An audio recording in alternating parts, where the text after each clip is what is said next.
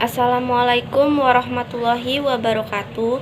Kami dari kelompok 2 yang beranggotakan Amaya Tasya Alun, Tia Hartati, dan Winda Tiara akan mempresentasikan hasil wawancara dan observasi kami mengenai adiksi zat alkohol dari subjek kami. Baik, di sini saya akan menjelaskan status praesens yang kami dapatkan dari subjek kami yang kecanduan zat alkohol, di mana dari status praesens ini diketahui bahwasannya H merupakan seorang mahasiswa semester 5 jurusan ekonomi di universitas swasta yang berada di kota S.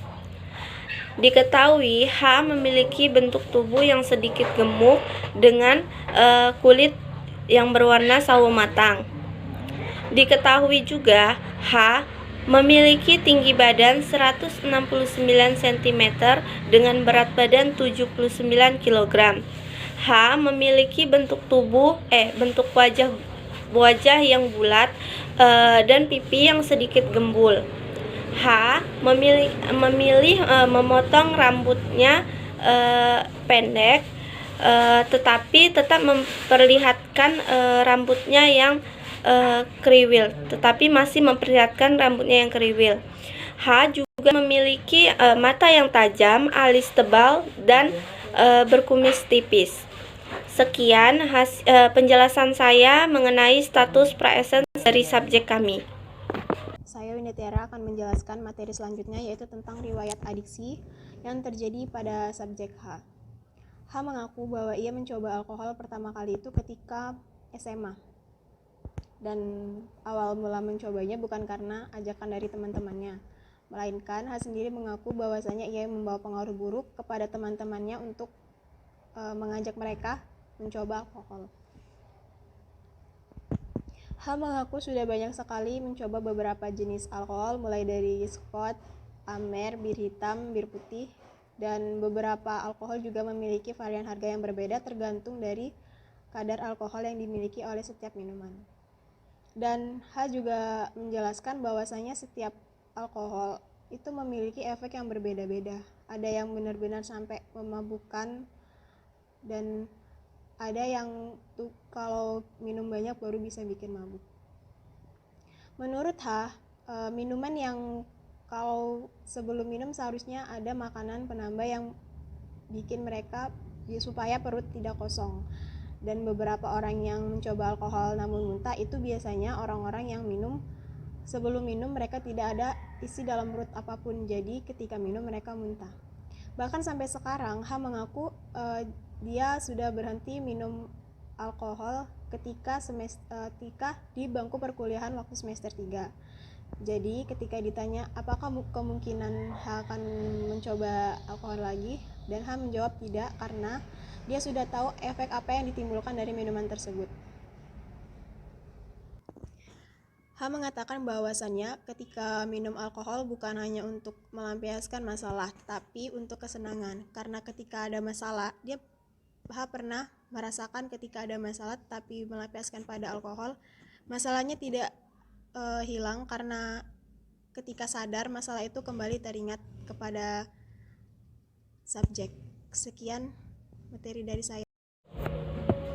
Selanjutnya, saya akan menjelaskan hasil anamnesa dari kelompok kami mengenai adiksi zat alkohol dari subjek kami, yang mana dari hasil anamnesa ini dapat diketahui bahwasannya H merupakan anak laki-laki dari Bapak SW dan Ibu SN, yang mana ayah H bekerja sebagai karyawan di salah satu perkebunan Dusun 2, Kecamatan RM, Kabupaten SB di Kota M.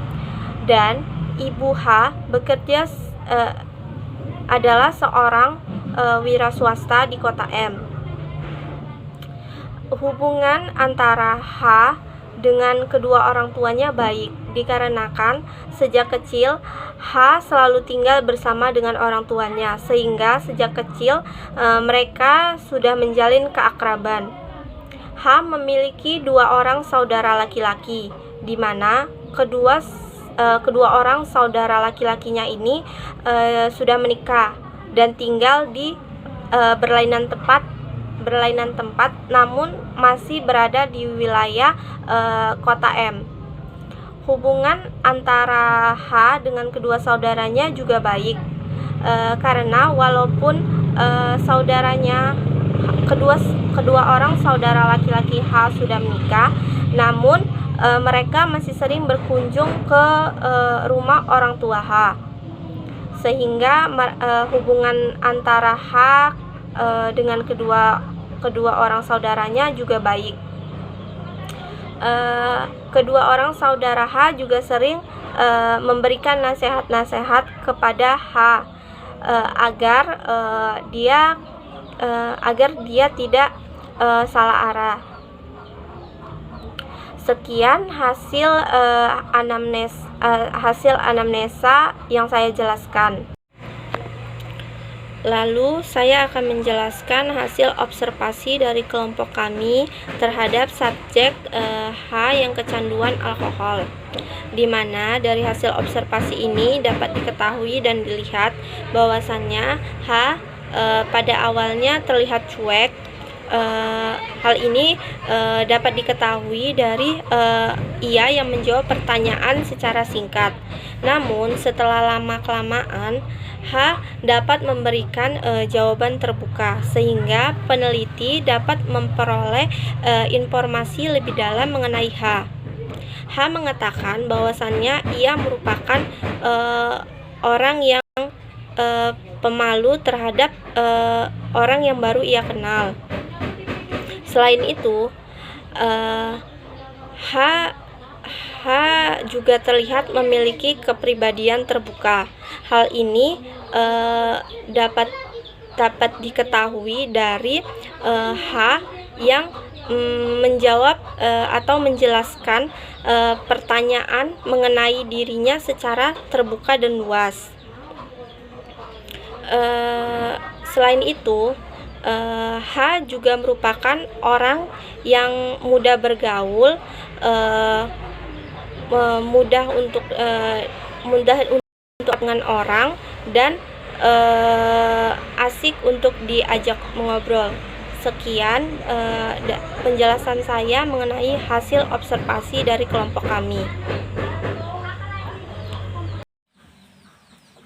Perkenalkan, nama saya Amay Tasya Alun, NIM 1901-1006, akan melanjutkan penjelasan materi mengenai adiksi zat, yaitu kecanduan terhadap alkohol. Di sini saya akan menjelaskan mengenai riwayat adiksi dan dinamika kepribadian. Dalam riwayat adiksi, yaitu membahas tentang awal mula subjek menjadi kecanduan alkohol.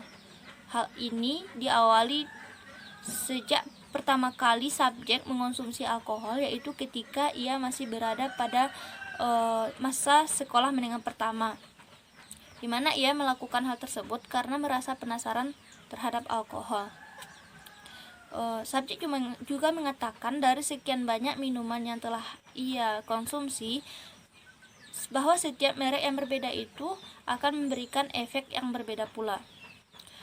Dalam riwayat adiksi ini juga membahas mengenai kehidupan sosial subjek setelah kecanduan alkohol, yaitu subjek berusaha untuk selalu menjaga sikap terhadap orang-orang terdekatnya. Hal ini dilakukan agar orang tua subjek tidak mengetahui perbuatan yang ia lakukan. Subjek juga mengatakan bahwa ia mengonsumsi alkohol tersebut hanya untuk kesenangan semata, bukan untuk sebagai pelampiasan dari masalah-masalah yang sedang ia hadapi. Selanjutnya, saya akan menjelaskan mengenai dinamika kepribadian. Di sini kami membuat berdasarkan dinamika kepribadian yang dijelaskan dalam teori psikodinamika yang ditemukan oleh Sigmund Freud, di mana teori ini mengatakan bahwa perkembangan kepribadian terjadi karena adanya konflik-konflik yang berasal dari aspek-aspek psikologis. Dalam teori ini terdapat dua asumsi pokok, yaitu determinisme psikis dan motivasi tidak sadar. Adapun yang dimaksud dengan determinisme adalah perilaku manusia yang dapat diramalkan berdasarkan masa lalunya, di mana karakter kepribadian yang tampak pada saat dewasa merupakan hasil dari masa lalu mereka sendiri. Selain itu, kunci utama dalam memahami kepribadian manusia menurut teori psikodinamika adalah dengan mengetahui berbagai sumber perilaku manusia, baik yang disadari maupun tidak disadari. Dalam teori ini terdapat 3 komponen kepribadian, yaitu id, ego, dan superego. Adapun yang dikatakan dengan id adalah dorongan yang berasal dari dalam diri manusia yang sifatnya naluriah yang muncul sejak manusia dilahirkan. Yang kedua yaitu ego. Ego adalah realita yang menjembatani antara id dan superego yang bertugas sebagai pembeda antara realita dan khayalan. Selanjutnya adalah superego, berasal dari tumbuh kembangnya id dan ego, yaitu sejak manusia berusia 3 tahun. Adapun fungsi superego yaitu merintangi impuls-impuls id, mendorong ego pada realita, mengontrol diri serta mengejar kesempurnaan. Dinamika kepribadian orang yang kecanduan alkohol diwarnai dengan adanya pertentangan antara id, ego, dan superego ini, di mana menyebabkan munculnya ketegangan dan kecemasan dalam kepribadian, sehingga mengakibatkan sistem kepribadian tidak dapat menjalankan fungsinya sebagaimana seharusnya. Selain itu, terjadinya kecanduan terhadap alkohol merupakan karena mendominasinya id dari 2 komponen lainnya, sehingga dorongan hasrat kesenangan dan kepuasan menjadi tujuan utama untuk diselesaikan tanpa adanya tekanan dari ego maupun superego. Jadi jadi pada diri orang yang kecanduan alkohol ini terdapat id yang mendominasi, sehingga 2 komponen lainnya tidak dapat menjalankan fungsinya dengan baik. Demikian hasil presentasi yang dapat kami sampaikan. Apabila ada kesalahan, kami mohon maaf. Wabillahi taufiq wal hidayah. Wassalamualaikum warahmatullahi wabarakatuh.